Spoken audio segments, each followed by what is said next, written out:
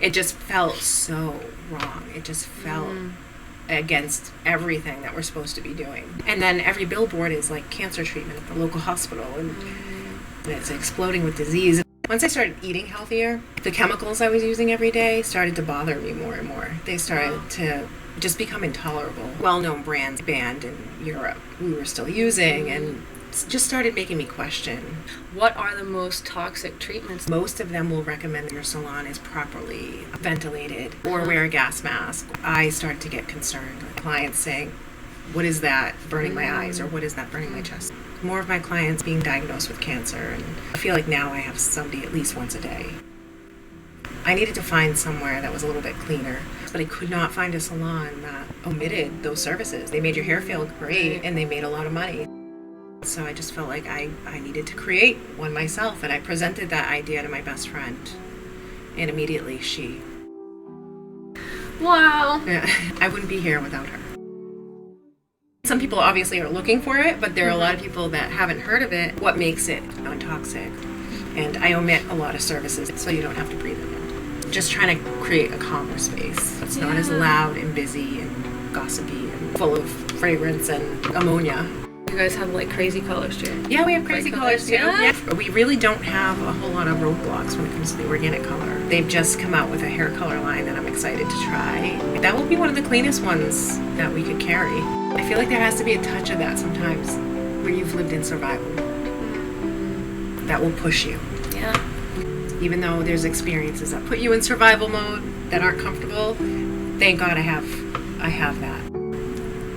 Well, I think you're helping a lot of people feel more comfortable about wanting a certain thing for themselves and going for it.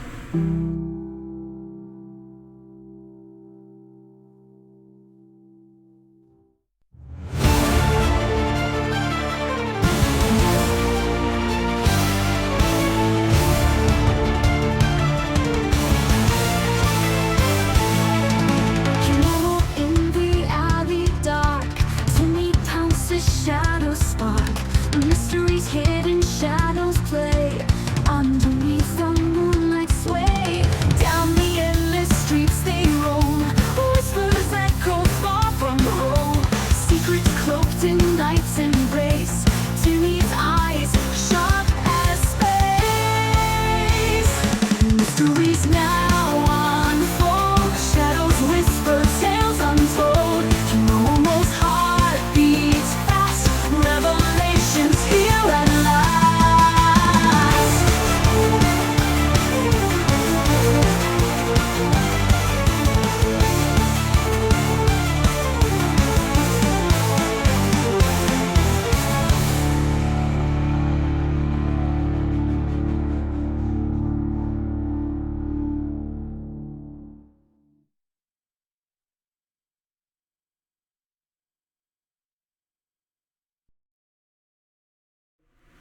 Hi, Sharon. Hi, Kim.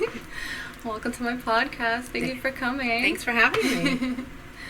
Yeah. So, Sharon is a organic hair care stylist, and she just opened her own new salon. Well, you had the salon before, right? Yes. And then you just moved to a new location. Correct. Yes, expanded. So, Yeah. Mm-hmm. I've had it for about almost 12 years, 11 and a half years now. Yeah. Awesome. So. Yeah, and you've been focused on organic hair care all the time. Yes, non-toxic beauty. Yeah. Awesome. Well, I'm really excited about it, and I really appreciate that you're doing this, and I realize it takes a lot of strength to like come out of the status quo and like do what you feel passionate about. So I just want to like acknowledge that and honor that. I really appreciate that. Thank you're you. doing that. Thank you. Yeah.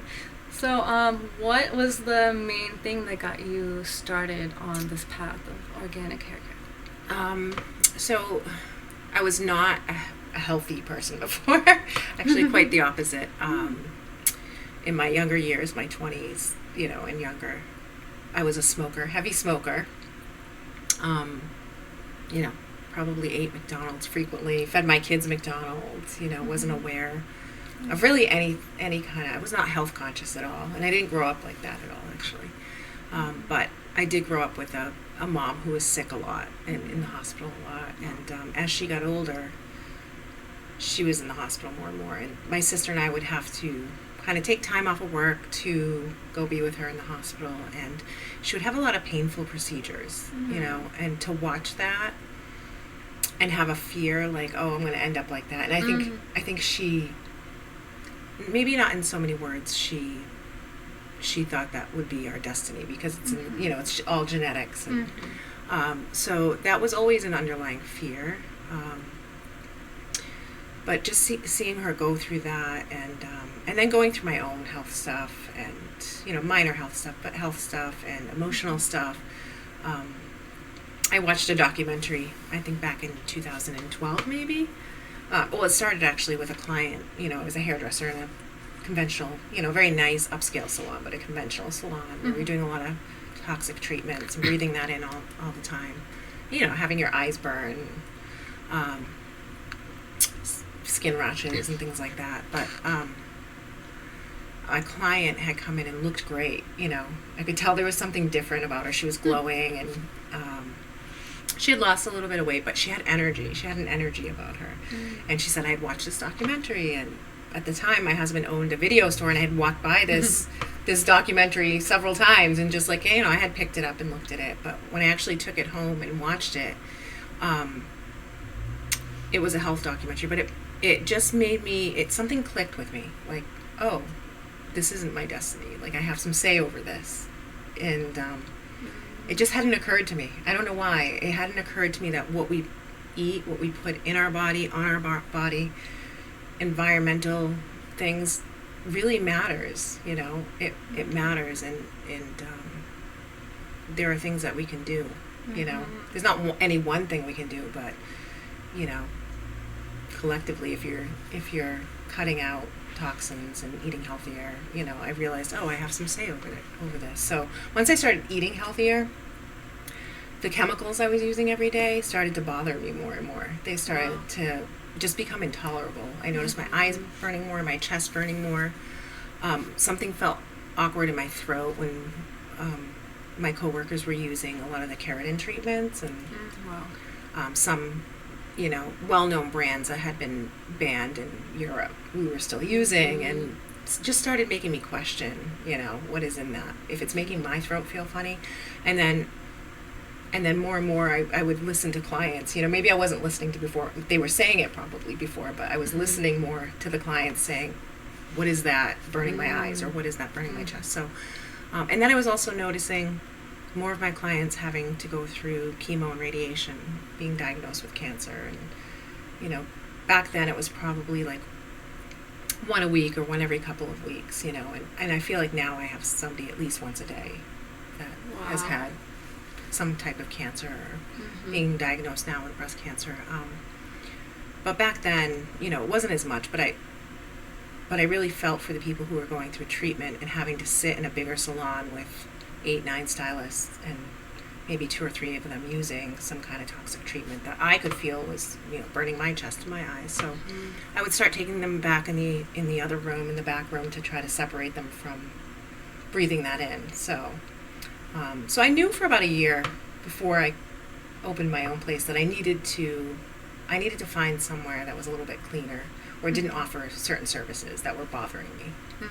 And I could find salons that used cleaner products, but I could not find a salon that omitted those services. They made a lot of money. They made your hair feel great, and they made a lot of money. So I could not find one. So I just felt like I needed to create one myself. And I presented that idea to my best friend, and immediately she latched onto it and really pushed me. She was definitely a go-getter, and the most determined person I've ever met, and she really pushed me and held my hand to do this. And so I don't think I would have stuck it out opening my salon if she hadn't really pushed me to do it. Yeah. And at the time, her and her husband flipped houses. You know, she had her hands in everything. They've always been entrepreneurs, but at the time they were flipping houses and doing an amazing job. And they flipped a little space for me, a little 400 square foot space for me. Yeah. Wow. And it was such a gift, you know. It still is. Her and her husband created this space for me. Yeah. Wow. Oh, it's so amazing to like have those people in Yeah. your life that can just support you all the way. Yeah, yeah. So Yeah. special. It is, and then I unfortunately lost her this past year to cancer, breast cancer. I'm sorry. But I guess the crossroads were very interesting. Everything we had gone through, the weekend that I was supposed to have my opening and expanding in the new place, we were letting her ashes go in the ocean. Wow. It was just strange how I was letting that space go at the same time as letting her go, and moving on to a bigger space, expanding. But yeah, I wouldn't be here without her. I don't think I would have stuck it out. Wow. Yeah. That's amazing. That's and now you can honor her with the memory and Yes. really just be thankful to her for like all that she's done. It's Yes. like, Yeah. yeah. Yeah, and her husband is still, he still has a presence in our lives, and he's visited the new salon. He lives in North Carolina now, but I'm in touch with her children. That's helpful, and her husband has a presence, and he still encourages me even with the new salon. Wow. That's great. Yeah. So I have a lot of support. Yeah, that's awesome. I think that also points to like that you're really doing a good thing for the people around you. You're doing important work. Yeah. People are confused by it. I guess most of the people, since I've expanded into this bigger space, into a bigger plaza, before it was hidden. I had a little, I sublet a little spot that was inside a main lobby. So you really didn't get a lot of foot traffic, but now I get a lot of foot traffic, and people will stop in. And I can tell they don't understand, even if they don't say it, but a lot of people say it. They're like, I don't understand. What does this mean, an organic salon? Like, are you a hair salon? And I say, yes. I just use, less toxic, no toxic, hair color and products. And I omit a lot of services that are being done in traditional salons. So you don't have to breathe them in. So people are very confused by it. I keep saying, actually, I've said how uncomfortable I am, like with videos or being in front of the camera. And I also believe that that's a challenge that I have to tackle. It's the thing that we're avoiding that we need to do. So I need to actually make a video of some sort on my social media and really explain that. I really need to do that now that I have all this foot traffic and I understand that people are confused by Yeah.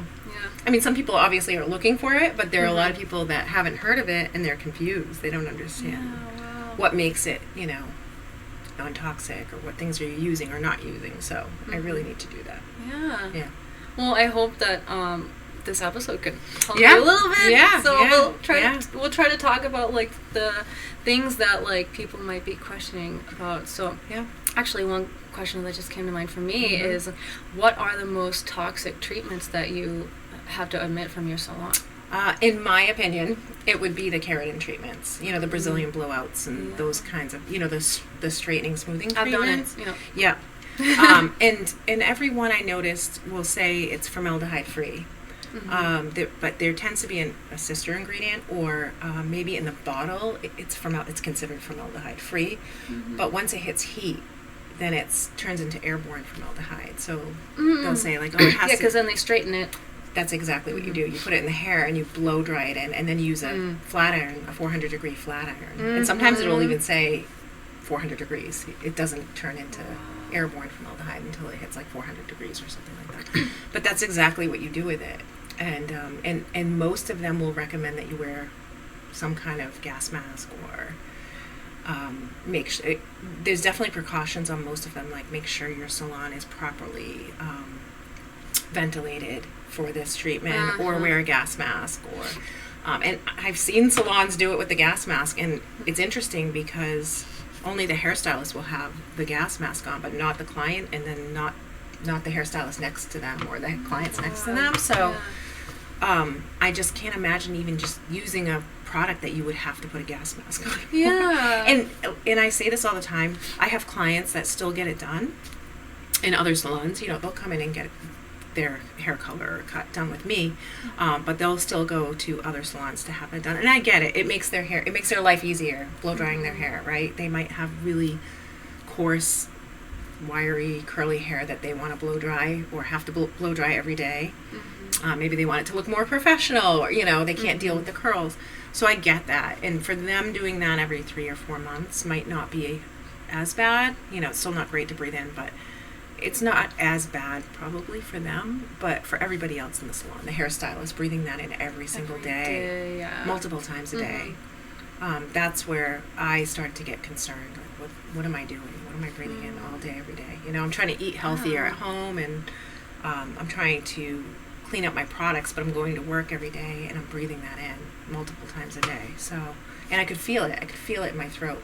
Even if I didn't know somebody was doing a treatment, I could immediately feel something in my throat, and I would look over and I'd know. I'd say somebody's doing a keratin treatment or one of those straightening treatments. So I mean, I'm not even, I could handle a perm. And that's pretty smelly and toxic, right? But I could handle a perm a lot easier than I could handle the keratin treatment. And it's funny, but a lot of people don't even notice it. They can walk into a salon and not notice it, but it does something in my throat that I know is not good.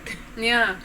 Well, I like to think that like our bodies are like an instrument, and it's like tuning an instrument. Like once you detox from all the like bad food that you were having, like obviously you became more sensitive, and it's like a sensitive instrument. And yeah, and it's just progresses from there. I feel like I feel like I have more sensitivities than ever now,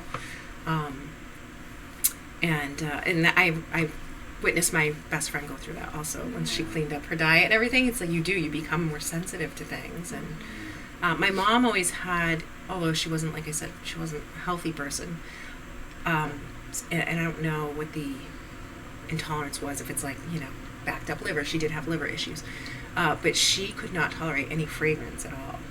So me as a kid in the late 80s, trying to use lots of hairspray and have big hair, that didn't work for me, right? There was always a lot of tears getting ready for school, like junior high, we'd have contests on who had like the biggest hair.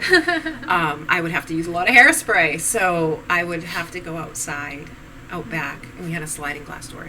And I would use my hairspray out there, like half a can of hairspray in my hair. And I have to stay out there for a few minutes, But even getting in the car after, maybe like a half an hour after that, she still was very sensitive to it. And she couldn't breathe, and she would either have an asthma attack or a migraine.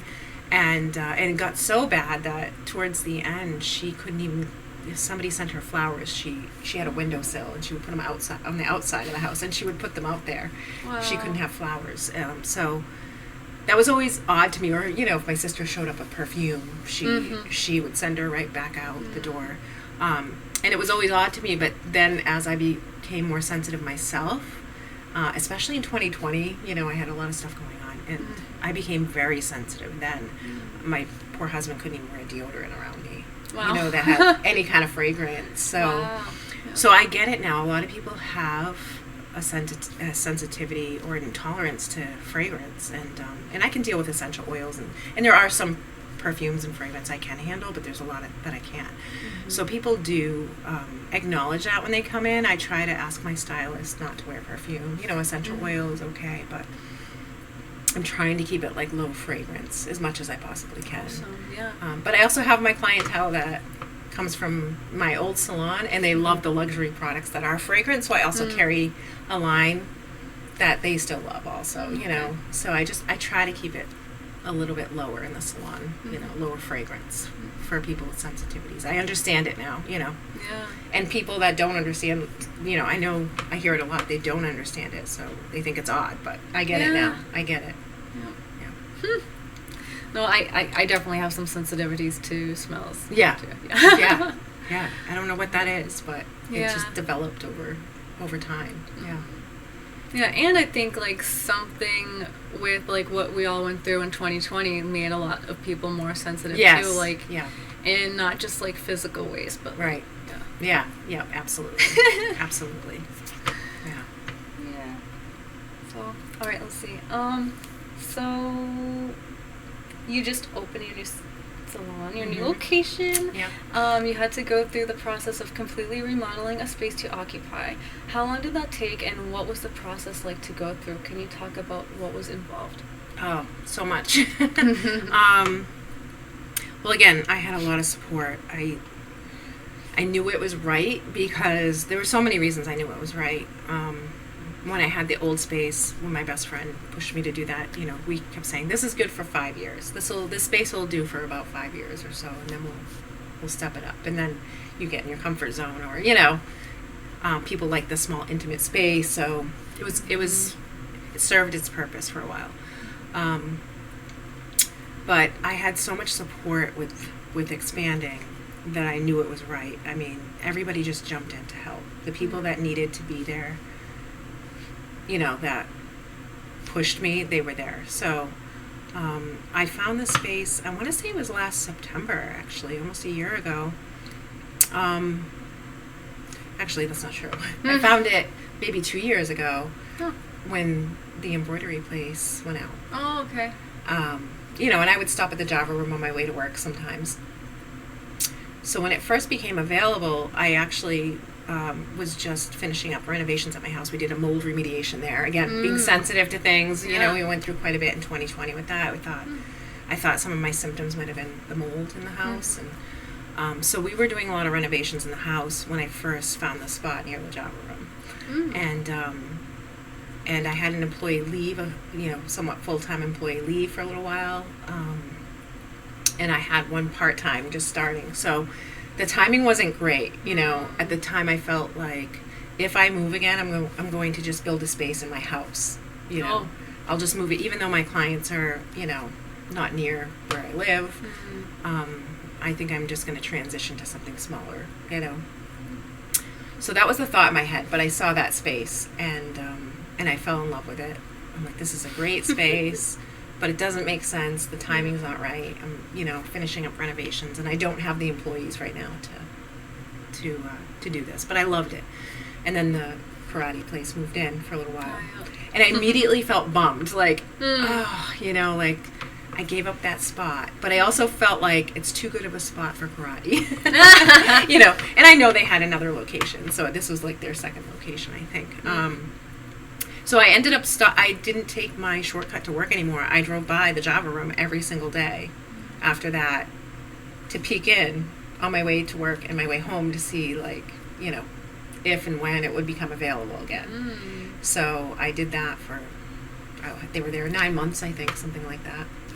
So as soon as I saw it was empty, I kept waiting for the sign to go up, and I was even looking through my old camera roll, looking for the phone number from before, and I couldn't find it, so I ended up calling the Java room and speaking with somebody. I said, do you know the landlord's number? And somebody gave, you guys are all so kind over there, and somebody gave me the number right away. Wow. And I called about it. So that was in September, and then, I think by the time with all the planning and drawings and I had a few contractors back out and finding a contractor. Once construction started, it was probably about 6 or 7 months of construction.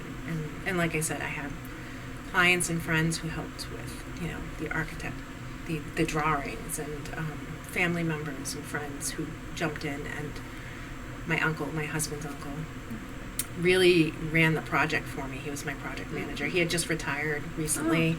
And we know he can't sit still, so when I couldn't find a contractor, I asked him, and I said, will you be my project manager, for this whole thing? And he really jumped in and took it on. And I couldn't have done it without him. He was there to meet everybody when I was working down the street, and he did a lot of the work himself. So I had so much support. Even my banker, he jumped in and helped with whatever I needed to apply for loans, and he even stopped by a few times. If I couldn't get there to sign paperwork, he would come by the salon and have me sign paperwork there. Just everybody was jumped in. It was so helpful. And I had support from my son and my husband. They always pushed me to expand. And I resisted it for so long. I really did. I really resisted it for so long. But so it was almost a year, I guess, right? We're almost we're getting there. Yeah, from the time I spotted it again, yeah. So what do you think about like the way it looked when you got in there compared to what it is now? Like how much there was a lot of work involved, right? I didn't see it before. So. Oh, you didn't? Oh, I have pictures. That's another thing I have to do, like a time lapse. Oh, yeah. It wasn't bad before. It was a karate studio, so it had carpet and it had 2 bathrooms in there. It was just bare, and it was hard for me to imagine what it would look like. So luckily, like I said, my client who is an architect that helped with a lot of the drawings, she had vision of where, I had my Pinterest boards of the things that I wanted and how I wanted it to look, and then she really mapped it out for me, and then Uncle Paul executed it, and and even, when my contractors were backing out, a good friend of mine, her significant other is a contractor, so I had so many contacts, but I couldn't imagine it, honestly. Looking at the drawing is very different than, I'm very visual, so when somebody would show me a drawing, I'd show them the Pinterest picture. Well, is it going to look like this? That's all I kept doing. Whenever somebody would ask me a question about something, I'd show them a picture, or can you show me a picture, But we had to dig up the ground for plumbing, and even the landlords were great there, They were as helpful as possible. And, That's awesome. Yeah, they were great through this whole thing, too. That's so good. Yeah, it felt like, all right, this is the right thing. It's not. It feels like it's divinely guided. Yeah, absolutely. I mean, I'm not going to say there weren't roadblocks for sure. There was a lot of nights of crying, and I wanted to run away, like I said. And what am I doing? Like they gave me the keys to this. You have a lot of those moments. Yeah. But just trying to set everything up, honestly, it did go pretty smoothly. I mean, there were roadblocks, but it went pretty smoothly to feel like, oh, this is the right decision. Yeah. Awesome. Alright, so this is from me. When you toured your shop for me before opening, it was so sweet to see how proud you were. You explained every part of the build to me, showed me every nook, the break room, the office, laundry room, the bathroom. It was very beautiful and spacious, and a comfortable environment you've designed. The thing that stood out to me the most and got me really excited was seeing the one book you had at the time in your waiting area. Mm-hmm. It was The 4 Agreements, which I actually have one. Yes. Too. And so I wanted to ask, can you tell me why that book is there and how you feel about it? And what other books inspire you and that you would like to share with your clients when they visit your shop? Oh, so many. Actually, my last space, I have a basket full of books. I bring actually a book buying problem, and I don't even read them all. Sometimes I just flip through them. But I usually find books listening to podcasts, actually. I'm interested in maybe the author, or if I find out about a book through social media or someone else, I'll find the podcast that coordinates, like, oh, they must be on a podcast. So if I don't want to buy the book, or I'm curious about the book before I buy the book, I'll listen to the podcast. It's a really good way to, it's like you don't have to buy anything yet. Like, right. Just see what they're. Let me see what they say. Maybe and usually I do end up buying the books. But I don't remember the 4 Agreements that was probably around the time before I opened my salon, the original space. And I want to say it was probably social media, right? But I want to say I wanted it in my salon because, right, beauty isn't just surface, hair, makeup, right? It comes from within too. So, and also I like to keep books, and I used to have a chalkboard with like a different quote every week, in the entrance of my salon. And usually it was something that I needed to hear, that I would share. It wasn't like I was trying to be preachy, like, if I'm posting something, it's usually something I need to hear, I need to, practice or repeat like a mantra, right? So one of the things in the 4 Agreements that I have to, still to this day, remind myself of daily, because it's a struggle, is not making assumptions. It's easy to make assumptions about people being mad at you, or, you know, what did I do, or they did this because of that, or, you know, making assumptions is probably my one of my biggest vices, you know, from something from that book anyway. Yeah. So I still to this day, daily, I was just doing it. I don't know, I was going out to my car from the salon to get something, and I don't remember what the circumstance was, but I was repeating that to myself. Don't make an assumption, Sharon, you know. So, but I'm usually sharing books that I like or I need, or one of my favorite podcasts. I don't know if you've heard of Rich Roll, and you would love his wife, actually, Julie Pyatt. She's on his podcast quite a bit. I'll send you an episode. I think you'll really like her. All right. But I keep their books and cookbooks there because I find them very inspirational, you know. But usually they're health books, some kind of health book, and it's not. I was vegan for a little while, so I have a lot of plant-based books, you know. In my mix, I'm not fully vegan or plant-based. I try to eat mostly plant-based, but I have gone back to some meat actually recently. But I had, you know, I think when I first went vegan or plant-based, it was the first time in my life, and it was, again, right before I opened my salon. It was the first time I had experienced mental clarity after maybe about a week of, like, eating clean and just having this shift. And I never experienced that in my entire life. And I feel like I'm always chasing that again, right? So I'll sometimes go back to it, and I'll go back and forth. But I remember that mental clarity when I first made that shift for a while, and it was something I haven't been able to get back, but it was interesting. Wow. Yeah. Huh.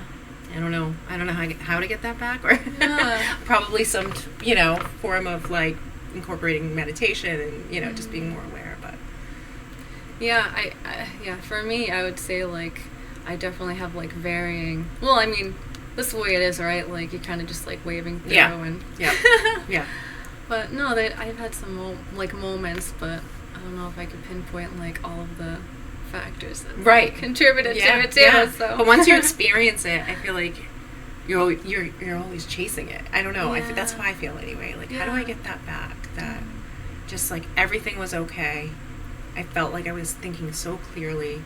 I understood things in a way I hadn't understood them before. So I don't know. Yeah. But yeah, so I'll have a lot of plant-based books and Rich Roll and Julie Pyatt books there, and a lot of, I don't want to say alternative, maybe integrative books, cancer books, you know. I really do believe in that. I don't believe just the pill isn't, you know, taking another pill isn't the answer. You know, of course it's necessary sometimes, but so integrative things we can do while we're trying to heal certain ailments or whatever it is, you know.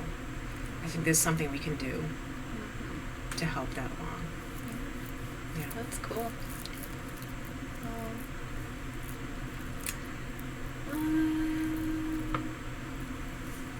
So I asked you about what the toxic treatments were. I was wondering, like, if you can talk about any, like, other contemporary hair industry or products that, hold on, let me read this again.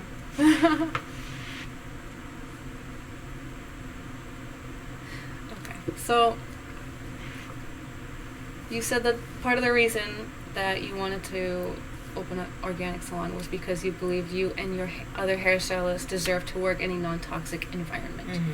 Can you talk about contemporary hair industry and products, and what are some of the most normalized toxic products and practices that we are seeing today? Is it mostly having to do with hair color and treatments? You mentioned the keratin treatment. Are there other, like, services or products that you would call out for being toxic, or, like, even, like, over-the-counter kind of stuff people just buy? Fragrance is a huge one, right? Especially if it's second or third ingredient in your product, right? Because I find that, I mean, everything we're using has, so if you're using traditional hair color with ammonia, you're using that, and it's very harsh for your lungs and your eyes. in your skin, right? It's the biggest organ, so you're absorbing that ammonia in your blood, in your bloodstream. So you're doing that, and then you might use shampoo and conditioner with a lot of fragrance in it to wash that out. And then you might be putting on some kind of oil or cream with fragrance to blow dry into the hair. And then you're breathing that in. The stylist is breathing that in. You're breathing that in.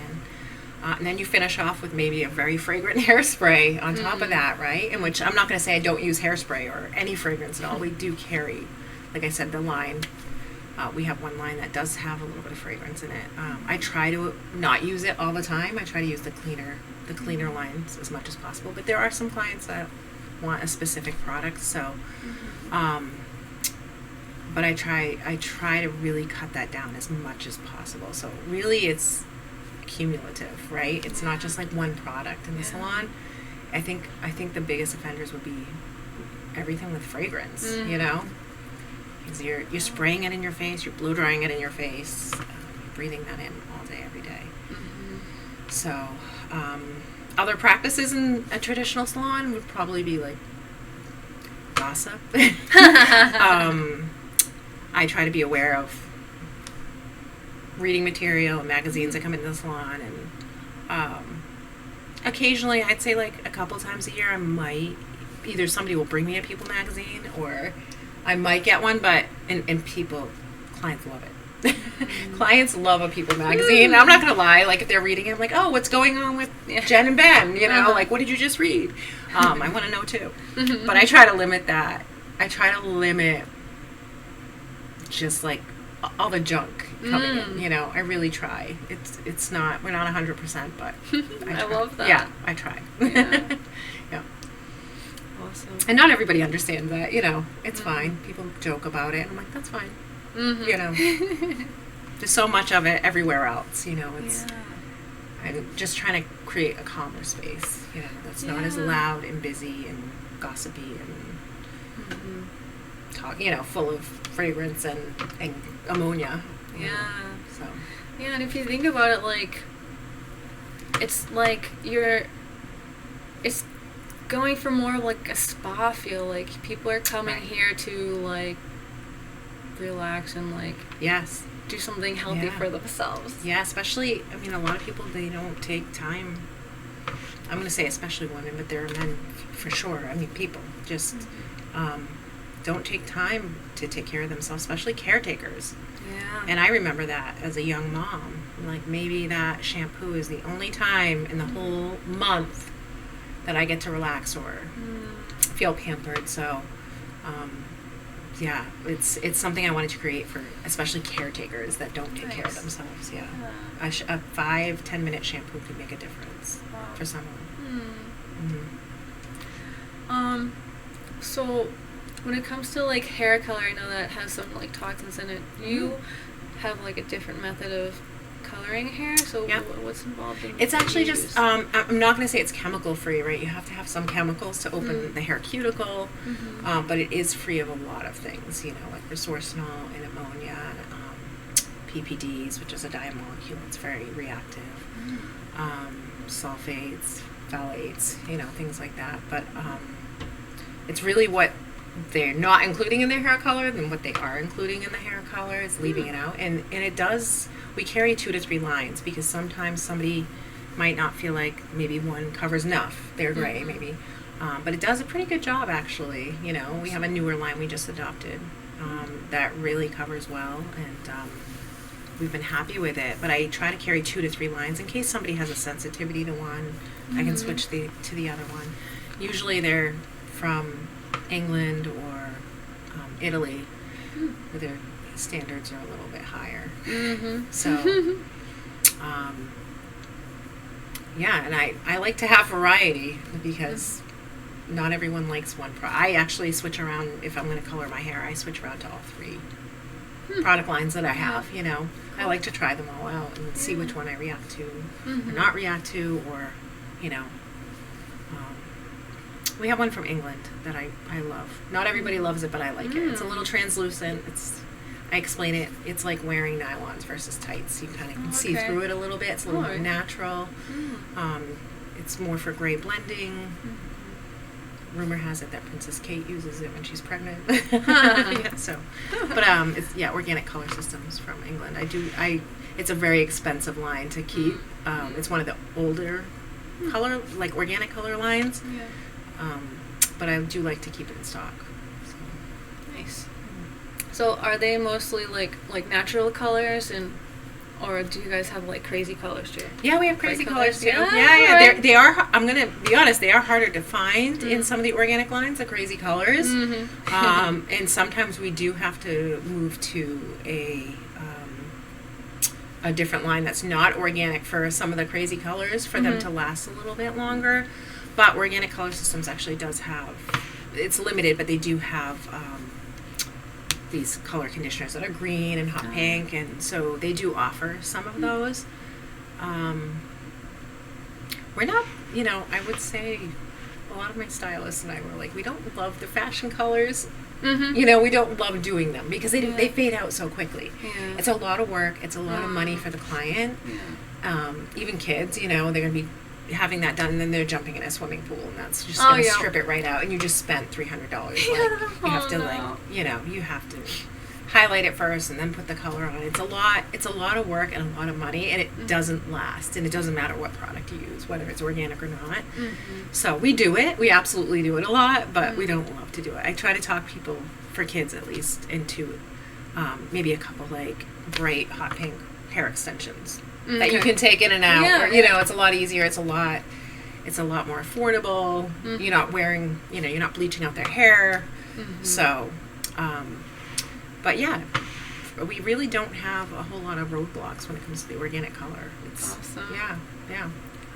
So do you do like lightening and bleaching? Okay. Yeah, and a traditional conventional bleach usually has ammonia, which you wouldn't think bleach and ammonia can go together, but in hair bleach it does include ammonia. Wow. So we do use an ammonia-free bleach. Oh, yeah, awesome. It's a little bit more gentle on the hair. Yeah. Cool. And sometimes you just need a little bit of, like, we have the roller ball, the heating lamps, and sometimes you just need a little heat to bump it. Not always, but that's it. An extra 5 minutes, I think it's worth not inhaling the ammonia. Definitely. Yeah. And it's gentle on the hair. It's a lot more gentle on the hair. It's not eating away at the hair as quickly. Awesome. Yeah.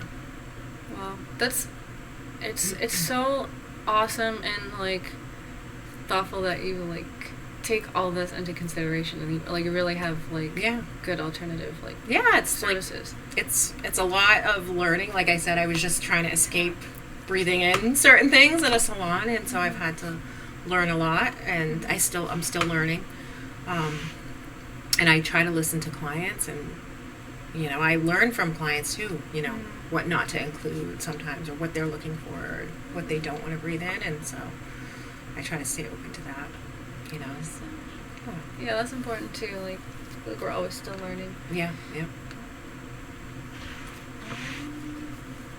right, I don't have that many more questions, but I asked my best friend and this person that who's also a hairstylist to send me some questions. Okay, yeah. So some Oh, questions. you guys are best friends? Yeah. Oh. Yeah. Christy, thank you for the questions. Hi, Chrissy. All right, let's see what she's got.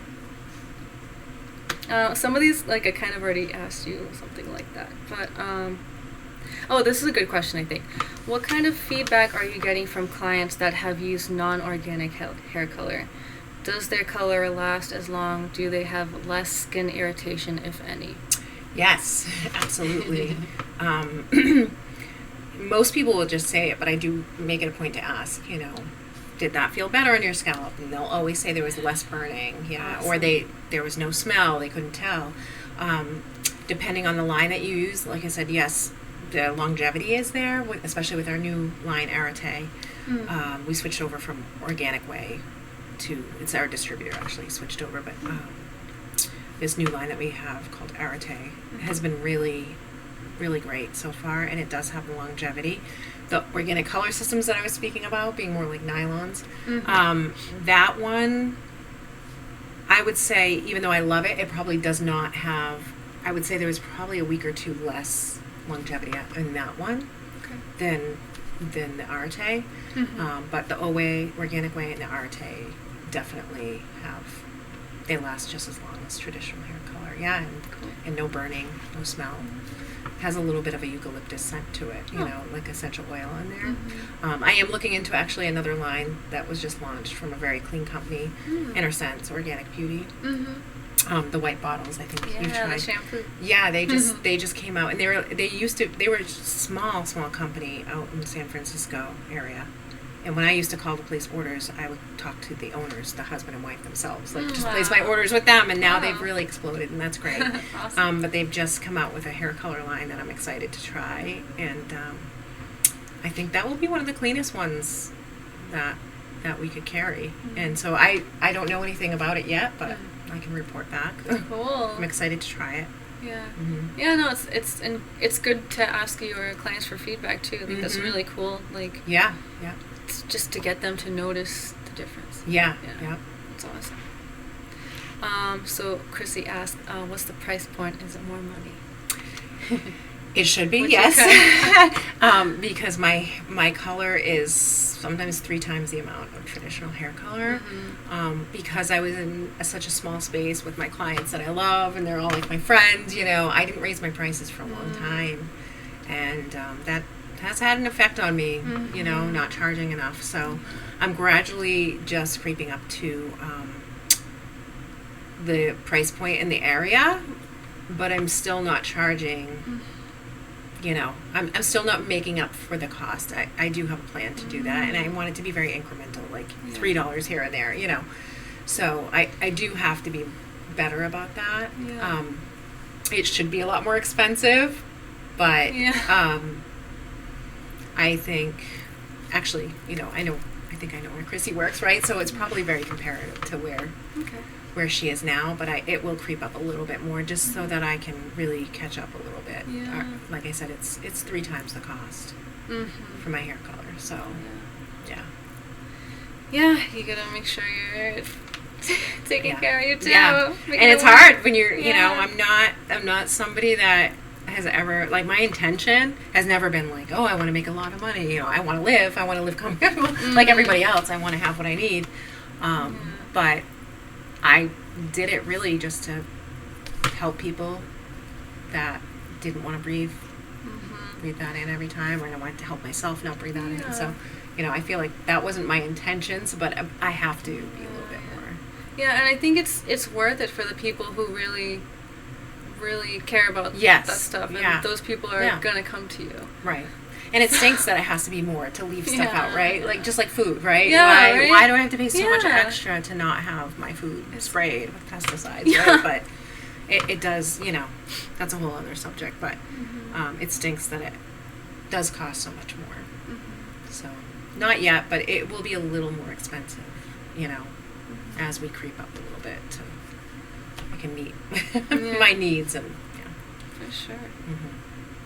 All right. I think she's got one more question here. Do a lot of the products have plant-based or fruit-based ingredients? Plant-based, yeah, plant-based ingredients, a lot of them. But that also doesn't mean that there's nothing synthetic in there. You know, you know, there could be some synthetic, you know, like the actual dye itself, but there are a lot of plant-based ingredients in there. Yeah. So you're never going to get a color line that is completely chemical-free or synthetic-free. You know, products that you use in your hair, you can do that. But hair color, it's really hard to have, you know, 0 synthetic ingredients in there for hair color, unless you're using something like henna. You could use henna, but that's a whole other... That's a whole other ball game, because you have to leave it on a certain time. You know, you have to leave it on like overnight, and then you can never highlight your hair after you use that, because your hair will turn green. It leaves a pigment in there. So, and it's a messy process, right? So, yeah, there are a lot of plant-based ingredients in there. Like OCS breaks it down on their site exactly what's in there. I believe Arate does too, actually. You can go on the site and it does break it down. If not, anybody that is interested in the ingredients, it's very easy for me to get in a PDF from my distributor, and we've done this many times where we just forward it to a client so they want to cross-check. Maybe they have allergies, or some people don't even want like gluten in their hair color, and sometimes there is gluten in the hair color, right?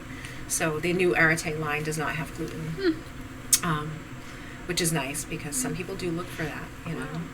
So yeah, it's easily accessible. If somebody wants to look at the ingredients, we can send it to them. That's good. Yeah. Awesome. All right.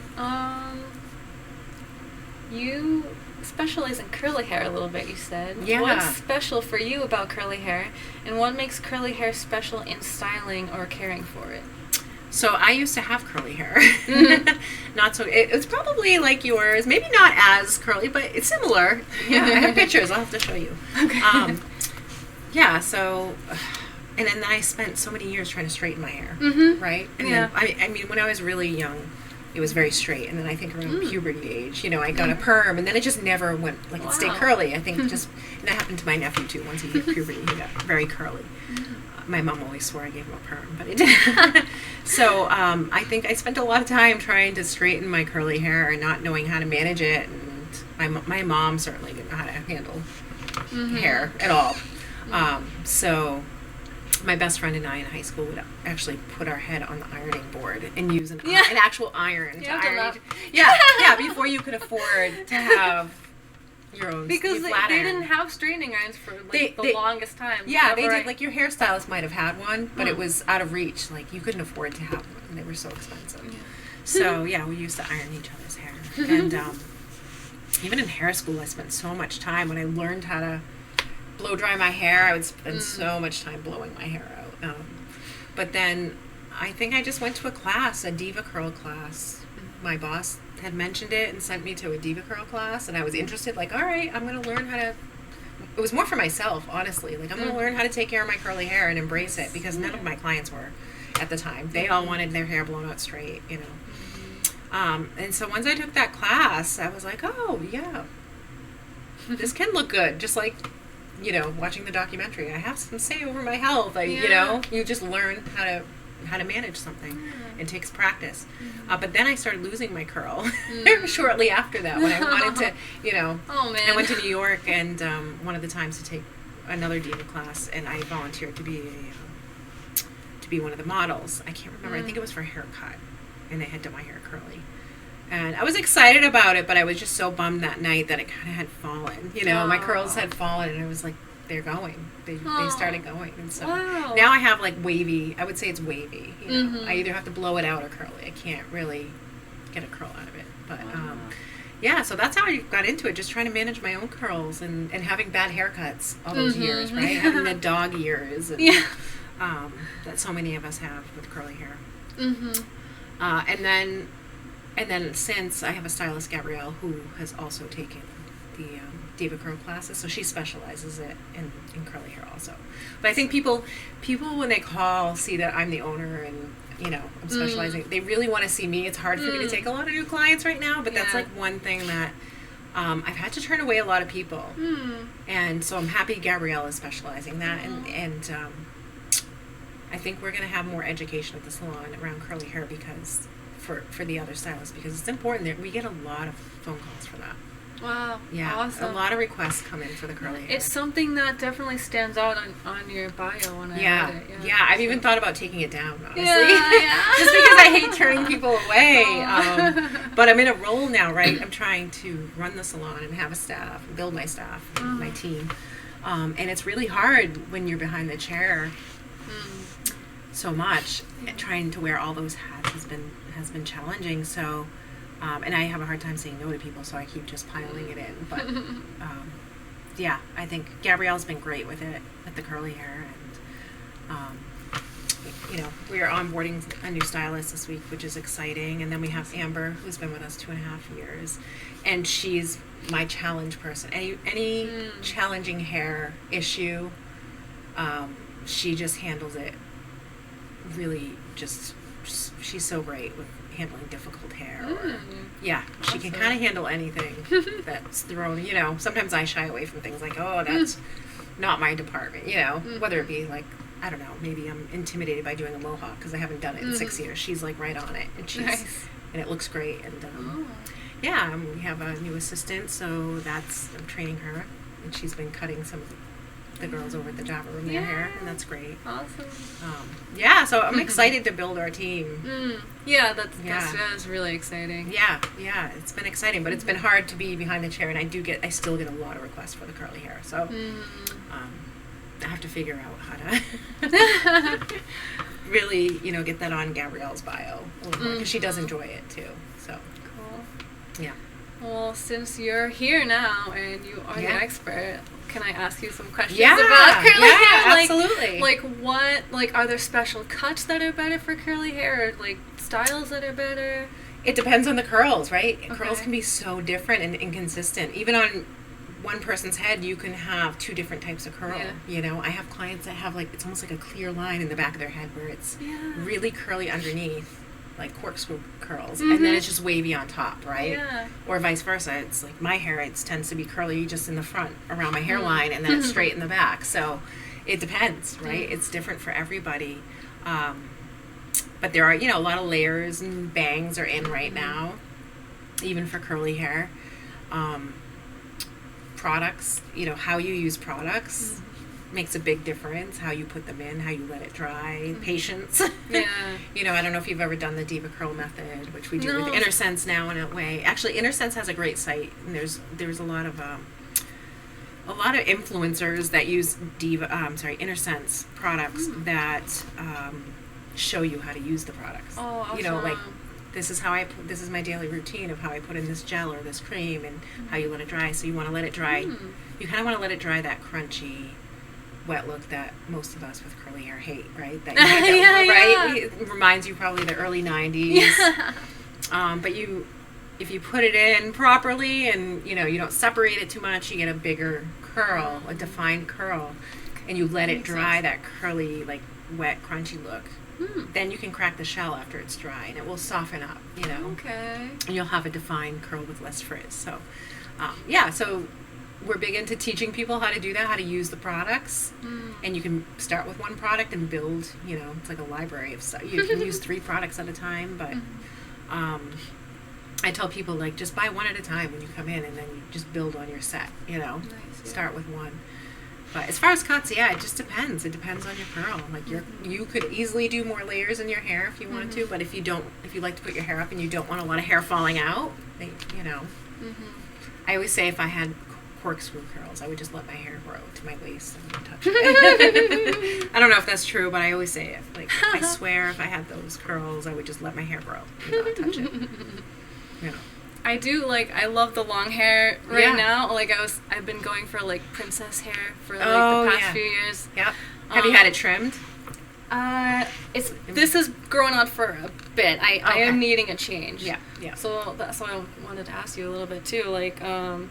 So I know there's some trendy cuts that I've been looking up. So do you get requests for trendy haircuts? Yeah, we do. Yeah. So the 2 that I've seen are the wolf. Yes. Or the butterfly. Yep. Yeah, they're pretty much the same thing. Yeah. They're pretty much the same what thing. is it actually? Yeah. Actually, one of your coworkers just came in with Michelle and did a little bit more layering. Yeah, so Nice.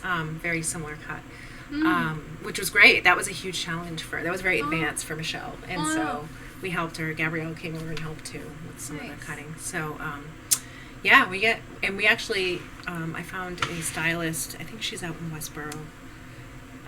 Recently, just the other night, and I asked her if she runs classes because I saw a lot of those trendy cuts on her site. Oh, so nice. I would love to book a class with her. I already filled out the form, so Awesome. we'll hold some classes at this. I'm excited to hold classes at this salon. Oh, that my sounds last really space wasn't fun. big enough to do that, and now I'm Yeah. really excited to do that. I also want to hold some classes off topic for hairstylists. Not even just at my salon, maybe in the area that want to come do something for self-care, whether it's the breath work that we just did, or somebody suggested doing the sound bath, or just something, some kind of yoga class, something to do maybe on a Monday for hairstylists for self-care. So I'm really excited to have cutting classes, all kinds of classes at the salon. But we get a lot of those requests. Back to your question, we do. Wow. So well, now I'm on the like what you're doing with that, like Yeah. I don't know, like being like bringing community together like that, I think is really Yeah. important too. Like just Yeah. having that space, and now like there's so many things you can do with it. Yeah, like, I know. It's such a big space, right? Yeah. And like, I have It's to. beautiful. It's Thank really- you. Yeah. Thank you. And I don't. Normally, a salon that size would have probably like 8 to 12 stations, you know, and I only have 4. So, yeah, I feel like I have to make use of that salon space somehow. Yeah. You know. It's nice. So it's Yeah. like it's nice that you only have 4 because Right. Yeah. I mean, my intention, obviously, you know, I have all that space in the middle. I'll eventually have some kind of piece of, you know, some furniture there. That could be for overflow if I needed, or an extra Yeah. station. I have room for it. We have room to grow Mhm. into it. That's why I did 3 Yeah. sinks. And Mhm. so, but my clients are used to just having a small, intimate space Mhm. and having me to themselves. So, Mhm. so I'm trying to ease everyone into it, even our stylists, right? Yeah. Yeah. So 4 is great, but it's a big space for 4 stations. Mhm. Yeah. So okay, where do I go from there? So do you think you're gonna cut your hair? Yeah, I want to Yeah. do something. Yeah. I want, and Okay. like, my bangs. Like I've been like, every time I cut bangs, I swear I regret it. Oh, okay. And me now too. I'm Me too. like, yeah, me I- too. I have a love-hate with mine. I don't like. I think I don't not want to have bangs. Yeah. But I think I want to have some kind of like angledness. Yes. And I don't know. Like Just the, to connect the with your butterfly bangs. thing is really To appealing. connect with your bang. Yeah, Yeah. exactly. Yeah. All right. Well, if we have a class, maybe you can be the model. Right? Okay. Yeah. We might need a live model, so Awesome. yeah, if you're willing. Okay. We'll Yeah. see. Unless it's a short pixie, then I won't ask you. But I'm gonna coordinate with the woman who's gonna run that class and see what she wants to do. But yeah, Right. yeah, I want like the wolf cut, or butterfly cut, and I also want a short pixie class. I'd like to sign up for both. So I'll see if you can be the live model. If you're Yes. willing, I don't know. Is I that, would love is that too to. scary? I've done a couple things like that before. Like I was telling you, I had keratin treatment before. Mhm. That was what way back in probably like 2012 too. Chrissy Yeah. did a class and she put it on me. Did you like it? Did it I feel don't know. good? It was on like a really hot, humid day like this. So like my Oh. hair just kind of like puffed up after, and it was so long ago that Yeah, I'm like yeah, I yeah. can't really even remember. Actually, Yeah. probably 2008. It probably or did make your 9. hair feel good and shine. You know, it's like dry cleaning for your hair, Yeah. right? Yeah, it does make your hair feel good, but Mhm. yeah. And yeah, so I've done a couple of like I've modeled for another hairstylist who was doing the test Oh to yeah, get like the state board certified test. or something. Yeah. Yeah. Yep. Okay. Did you get a whole haircut? Yeah. You did. Well, Sometimes they don't even. Sometimes they'll have you do a few snips, and they're like, "Oh, that's yeah, I know. good." She did kind of like it was just a trim, Mhm. but she did like cut all my hair and Yep. yeah. Well, you're brave, so yeah. Okay. I just I also like I don't know. I'm also like well I have all this hair here. Like, Yeah. let's just you can do whatever you want with it. Yeah. Yeah. If you're interested in the layers, and you know, you're looking at the wolf cut, I think that would be a great style for your hair. Yeah, for sure. Cool. Yeah, and just knowing how to put the products in too, right, to manage it. That's and a big. style it. Yep. Mhm. Yep. Yeah. So, do you have a way to donate hair for people that want to cut their hair and donate it? Is that okay? We can. Yeah, absolutely. It really is just filling out a form. You know, you Mhm. just print it offline and fill it a form, and we can certainly send it out if sometimes they want to send it out themselves, and that's fine too. But we can do okay. it. Yeah. Yep, Yeah, absolutely. I've done that before too, and I don't know, something I might do in the future too. Like, Yeah. I want to work with what I have now and like do with the long Yeah. hair, but like Yep. eventually like little short pixie cuts have been on my mind too. Right. So. Oh, okay. Yeah. Yeah. There's one. There's an organization. I think they're still going. It's called Wigs for Kids. That's a good one. You know, I know there's so many different ones. But that was a great one. I think that was more of a donation base. You know, you didn't have to buy it. Mhm. That they provide wigs for kids. Yeah. So that was a good one that I liked. That's nice. Yeah. All right. Well, let's get into. I have some questions that I ask all my guests at the Okay. end of the interviews. Actually, well, there was one thing that another thing I wanted to ask you too about the salon, and like also like your whole career with hair. Is there something coming to mind that like was the most challenging thing for you in in Like your my career. whole hairdressing in career. your career, and like if it happens to be like with opening the new salon. Oh my gosh. The most challenging part, I think, is going to be. I think it's ahead of me, actually. Mm. Yeah. So it's going to be making. I don't consider myself a leader, you know. Mm. And I feel like it's not right for me to say this because I don't want to put it out there. But when I was starting out with my own place, it wasn't something. I wasn't like, oh, I want to be a business owner. I always shied away from that. Just like being in front of the camera or doing an interview.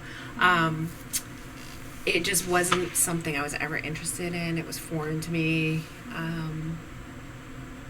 You know, my parents, although I guess before I was born, they had like a pizza place, but you know, they weren't really entrepreneurs.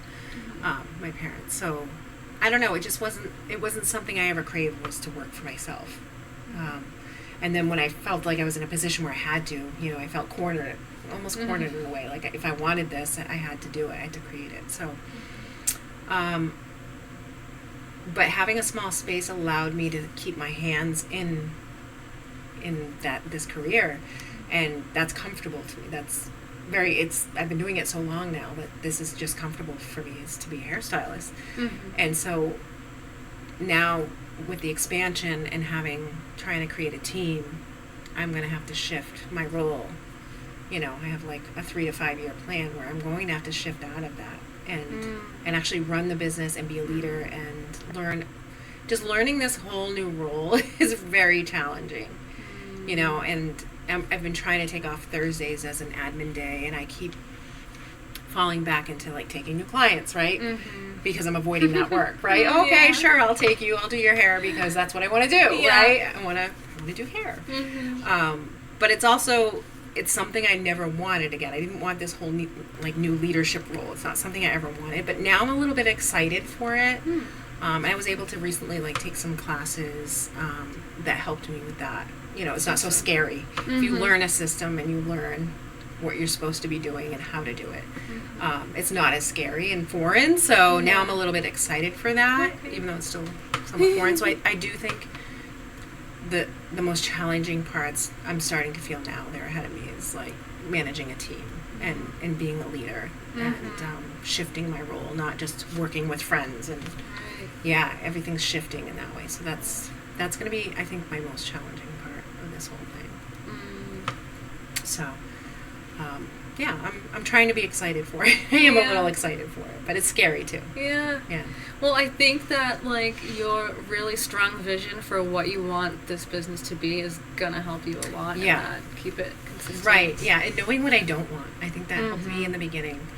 You know, before I opened my space, I knew when people were trying to relax with their shampoo, and there was, you know, all of us stylists being gossipy over here, listening to the stylists I'm so hungover from last night. They're trying to enjoy their nice shampoo, or just all these things, and sometimes how management worked. Or I just felt like I knew the things that I didn't want in my salon when and if I had a salon. These are the things I would change. So that was very helpful. So I'm very, I'm still building on the things that I do want, but I know what I don't want. So I think that's pretty impactful, to know what you don't want and to. Definitely. Just in general for people in life, I think. But I also think I feel like that's what we're here for, to learn the contrast of what we don't and do want. And build our life based on what. Right. Yeah. Having people in my life with contrast there, or maybe the people in my life that I find most challenging, or I find that that's what has helped me grow and pushed me to do things out of my comfort zone, is having people you're in contrast with. And definitely, my husband, he's actually a great example. I mean, he's in retail, but he's been a manager for many years, and every store he's worked in, his employees have always given him awards throughout the year, you're the best boss I've ever had. And he's a great manager. He really is. So I'm lucky to have him you know, help me with some guidance and just as an example, like how he leads people and how, you know, he treats people, and it's such a great example. I didn't know that, you know, there were leaders or bosses out there that were like that. So he inspires me. Yeah, That's he inspires amazing. me. Yeah, Yeah, it sounds like you have like really good people around you. I do. That's I really awesome. do. Yeah, I really do. All right, so here's some of the last questions that I ask all my guests. What are you here for on Earth right now? For not to do, just what are you here for to experience or learn?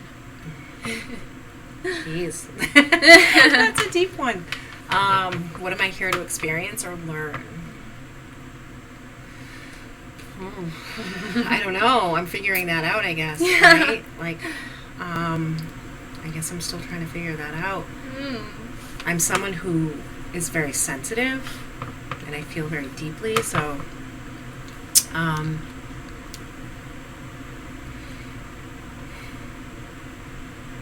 I guess acceptance and yeah, I don't know. I guess lately in my life it's been acceptance and, like, you know, if you don't agree with somebody or you challenge somebody,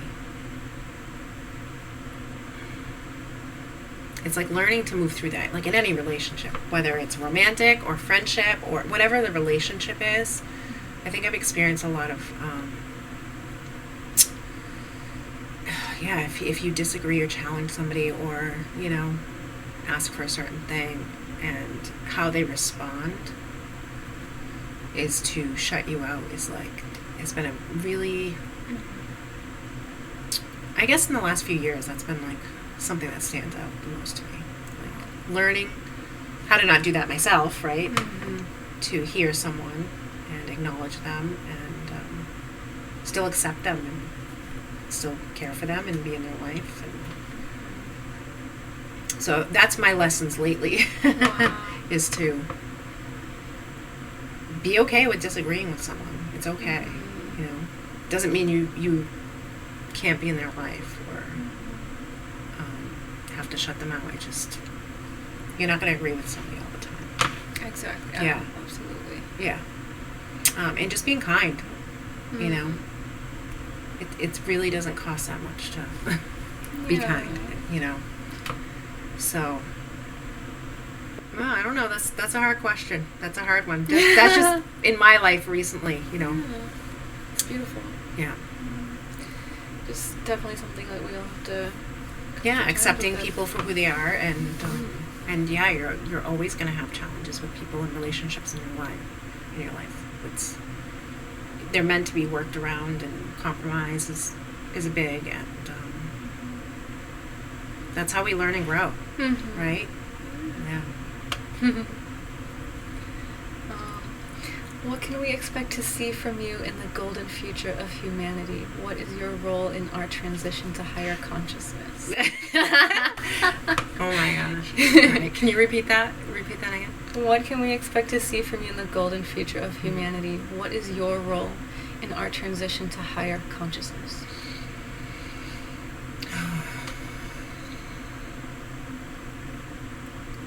I guess to touch on what I just said, right? Being more understanding of people. You know, we all come from our own experiences, so that's what shapes us and our beliefs. And in my golden future, I don't know. I mean, I want to live pretty simply, and but what can you expect from me in the golden future? Yeah. Yeah, I just want to live simply and teach that, honestly, work-life balance, you know, taking care of one another.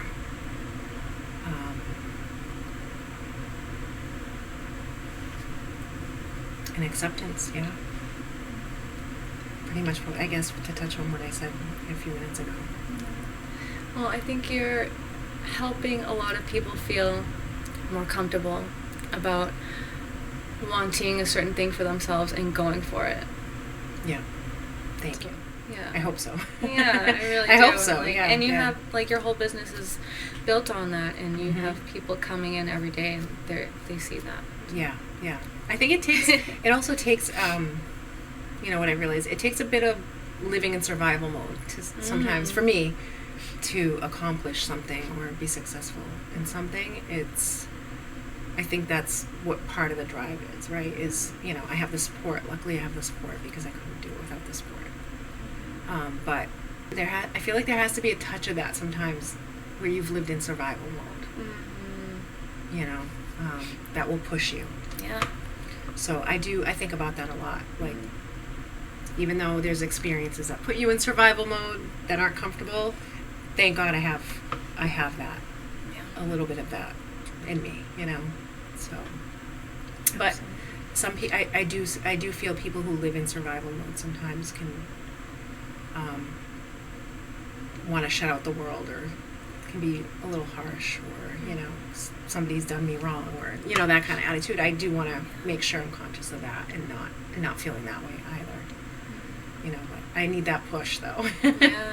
Yeah, sometimes I need that push. That's why I probably procrastinate till last minute. It's a survival mode thing. So. What is your highest and brightest vision of the future without worrying how to get there? For everyone? Yeah. For all of us? For you Or and for- everyone. Mm. Like, all of us together. All of I us guess. together. Right now, I think we need unity, right? Definitely, we need to be more united. Yeah, I can't even, luckily you said without worrying how to get there, because Yeah. everybody would have their own opinions of that, right? Yeah. And yeah, I think we need to be more united, and I think, you know, Candy's a good example of that. She's always talking about that when I go in there, right? She reminds me of that every time I go in. Yeah. We need to take care of each other, and yeah, it doesn't matter about our differences. So Definitely. Yeah. How would you describe your... Okay, this is a question that I kind of left off on a lot of the episodes because I forgot about it, but I just saw it on the episode that I'm putting out today. Oh, okay. I asked my last guest, Okay. so I'm like, okay, I'm going to ask this one again. Okay. How would you describe your experience with an inner knowing or an intuitive impulse that doesn't necessarily make sense or is easily explainable to anyone other than you and your intimate knowing of your own self? So, what is an experience? What is, how would you describe, like, an inner knowing or, like, an intuitive impulse? Yeah, that's really hard to explain, because I do, you know, I talk about things all the time that I feel intuitively, or, yeah, they just don't feel right, or they do feel right. And then I just, usually I follow up with, like, I know I sound crazy. Right? So, yeah, that's really hard for me to explain, but I think we all have it. We all have that. It's whether, you know, we're in tune with it or not, right? You think, like the eating healthier thing, right? You become more sensitive. Once you start cutting things out that are, you know, crowding, like, you know, not so great food or toxic products, you start to become more sensitive to things. And I think being more aware and being more in tune with yourself, yeah, you start to listen to that. You start to feel that a little more. And there are things, definitely, and I can't explain it. It's just, but I listen to it. You know, I definitely listen to it. It feels strongly about it. But I recently visited a friend in another state where there's constant construction going on, right? This building. I don't know, just being out for a walk, it hit me that there's all this construction going on and building going on constantly. They're polluting the groundwater and just the air quality, right? And people are getting more and more sick. And it's in a place where there's always air conditioning.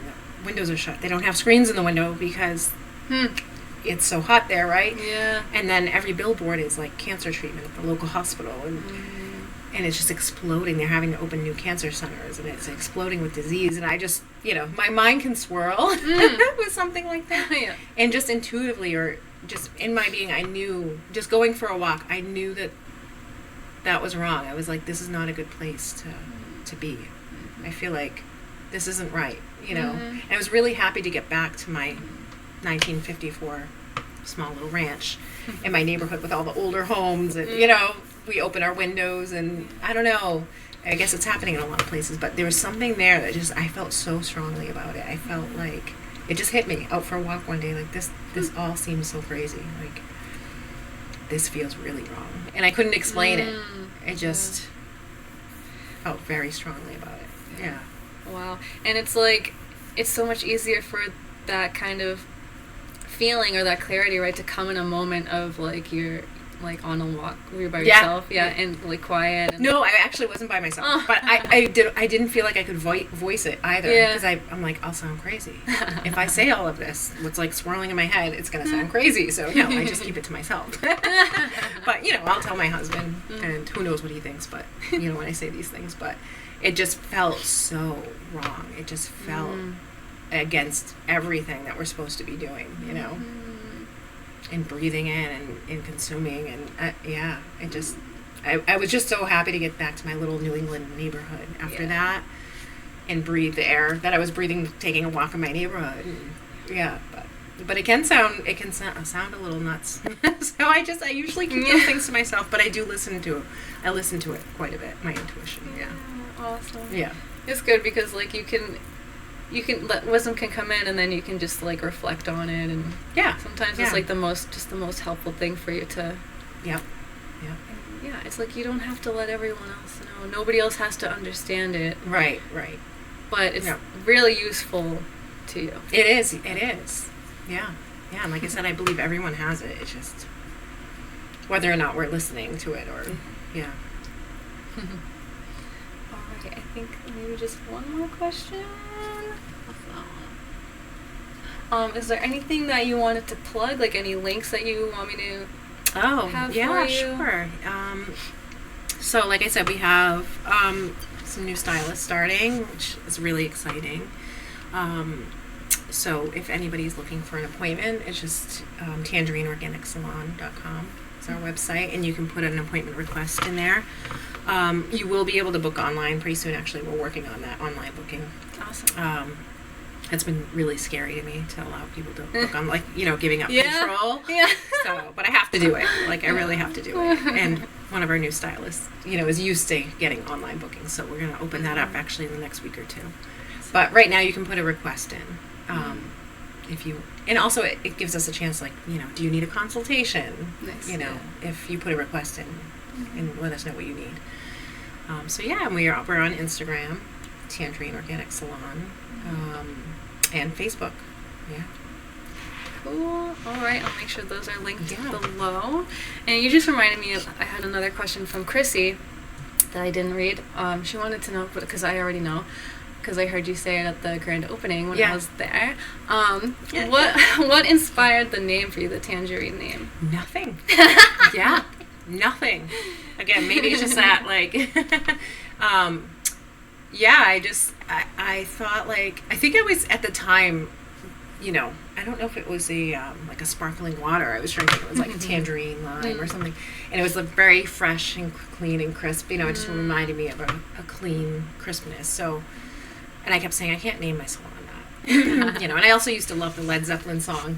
Oh, yeah. As a teenager, I would go through my brother's CDs, and I would listen to that one over and over, Tangerine. And so, but I had a whole notebook trying to figure out a name, and I eventually just went back to it. I'm like, I like it. It doesn't really mean anything, but I like it, so I'm going to do it. And I did it. And so, and there's been times over the years I regretted it. I'm like, I should change my name. And now it's just embedded. It's like, I can't go back now, right? Yeah. No, it's nice. It was a good name. Yeah, it's long. It's long when you're trying to, like, pay for a sign now, like, oh God. Right? And I'm like, I should have thought of that. Oh, no. Yeah. Tangerine Organic Salon is a lot of letters, right? So, but no, now I've definitely embraced it and love it now. But yeah, I don't really have any meaning behind it. Just liked it. Okay, yeah. cool. That's valid too. Yep. And were there any questions that I didn't ask that you'd wished I'd asked? And what are they? And please feel free to answer them now. No, I don't think so. I think I try to elaborate in areas right? Yeah. I think you did good. Yeah, you okay. did good.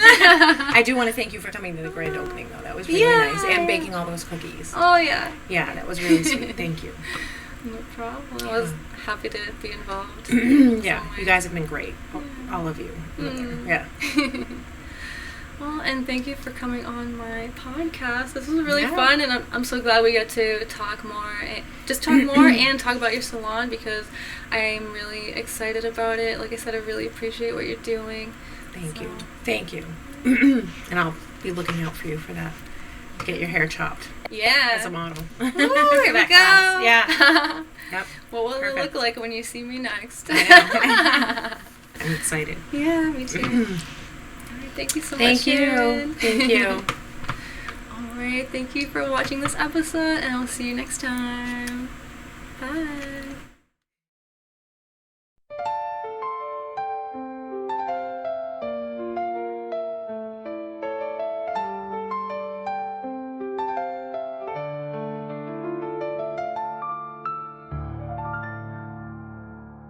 Mysteries now unfold, shadows whisper, tales untold. Kimomo's heart beats fast, revelations here on last.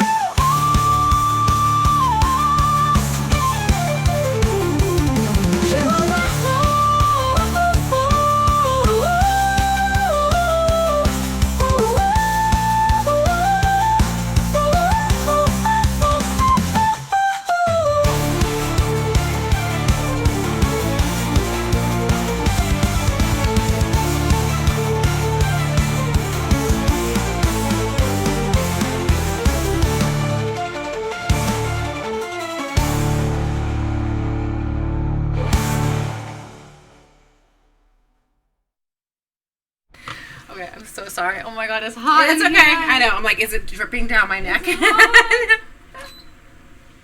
Alright, you want a tarot card reading? Yeah, sure.